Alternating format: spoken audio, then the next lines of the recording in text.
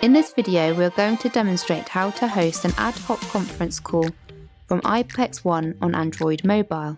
Start by hosting a normal phone call. For this demonstration, we will call Mark.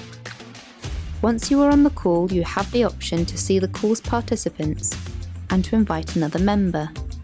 Tap the Invite People icon and then search for the contact you would like to add to the conference call. Once you have selected the people you would like to invite, tap Next.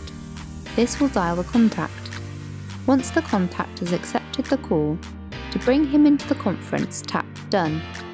Now we are all on a conference call together.